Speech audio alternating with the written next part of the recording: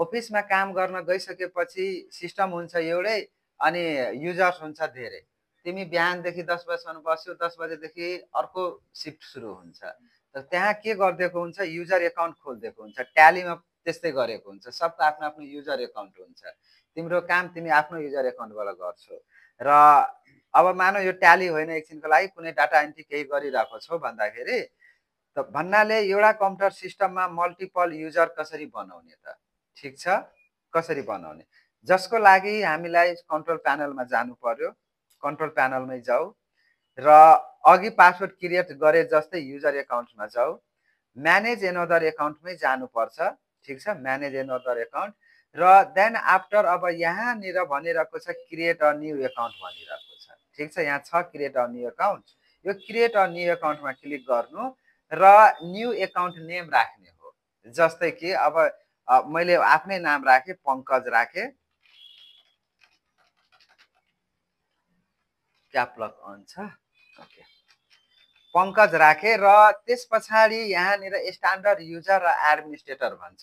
यो दुईटाको फरक के छ त, हामी अरूको कम्पनीमा काम गरिरहेको छौँ भने हामीलाई स्ट्यान्डर्ड युजर भनेर बनाउनु पर्छ, एडमिनिस्ट्रेटर भनेर हामीलाई पर्मिसन अथोराइज दिँदैन। यो एडमिनिस्ट्रेटर भनेको जसको ल्यापटप अथवा जसको कम्पनी हो, जसको पिसी हो, जसले फुल कन्ट्रोल गर्ने काम गर्छ, उसले मात्रै एडमिनिस्ट्रेटरको युज गर्छ। र बाँकी जुन युजरहरू हुन्छ त्यो के गर्छ त, स्ट्यान्डर्ड युजर युज गर्छ। ओके, र यहाँनिर के गर्नु त, क्रिएट गर्नु, ठिक छ। त यहाँनिर पङ्कज स्ट्यान्डर्ड युजर भनेर यहाँनिर क्रिएट भइसक्यो। यसलाई तिमीहरू अब पासवर्ड पनि आफ्नो सेट गर्न सक्छौ र साथै पिक्चरहरू पनि सेट गर्न सक्छौ, आफ्नो फोटो पनि यहाँनिर राख्न सक्छौ चेन्ज द पिक्चरमा गएर, ठिक छ। अहिले पासवर्ड मैले राखिनँ, ओके।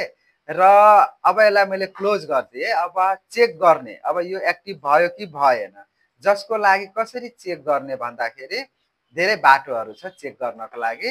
यो कन्ट्रोल अल्ट र डिलिट बटन प्रेस गर्नुहोस्, ठिक छ। कन्ट्रोल अल्ट र डिलिट बटन प्रेस गर्न सकेपछि यहाँ स्विच युजर भनेर देखेँ हो, यो स्विच युजरमा चाहिँ क्लिक गर्नु र त्यस पछाडि तपाईँलाई चाहिँ यहाँनिर युजर दियो, दुईटै युजर दियो। अब तपाईँलाई कुन युजरबाट युज गर्नु छ, तपाईँको एकाउन्ट कुन हो त्यो एकाउन्टमा क्लिक गर्नु। जस्तै अब पङ्कज हो भने पङ्कजमा क्लिक गर्नु, खुलेर आयो, ठिक छ। अब हेर्नु, यो बिल्कुलै तपाईँको पङ्कजको जेनेरेट हुन्छ डेस्कटपमा, केही पनि हुँदैन, बिल्कुल नयाँ हुन्छ।